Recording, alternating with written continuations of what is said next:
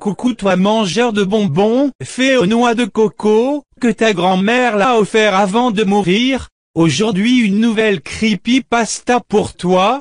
C'est l'histoire d'un homme qui était dans son salon en train de regarder la télévision, quand il voulut aller dans son grenier, pour prendre un ancien jeu vidéo qu'il avait. Lui qui avait peur du noir, prit sa lampe torche car la lumière du grenier était cassée, s'approcha de l'escalier, qui menait vers le grenier, quand tout à coup tout au fond du grenier de leur voisin, parce qu'il vit son côté et le côté de son voisin, il vit un sourire le regarder, le sourire fait de sang se diriger vers cette oreille, lui paniqué n'arrivait pas à bouger et en paniquant le sourire s'approchait de lui de plus en plus.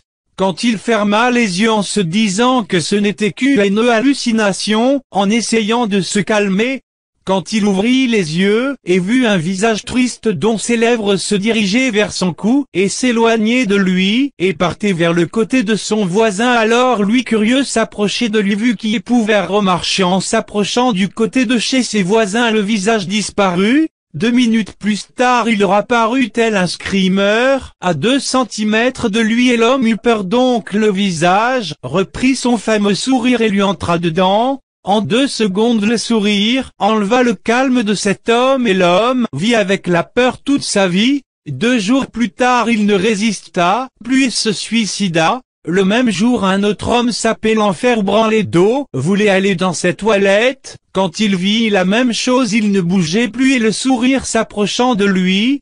Mais lui aussi bien sûr essayait de se calmer et en ouvrant les yeux il vit à son tour le visage triste s'éloigner dans ce long couloir. Alors il voulut ouvrir la lumière du couloir. Quand il vit le visage sourire, peu à peu en essayant de le suivre c'était pareil mais bon Ferbranledo allait vers les toilettes, qui se trouvaient à gauche alors que le sourire allait vers la droite du couloir, et le sourire disparut tout à coup, quand il comprit que l'homme avait plus peur du noir. Et oui, le visage souriant vient dans la maison de chaque personne qui a peur du noir. Et toi, as-tu peur du noir ou es-tu curieux? J'espère que le creepypasta vous a plu. N'oubliez pas de vous abonner et de laisser un pouce se dirigeant vers le haut.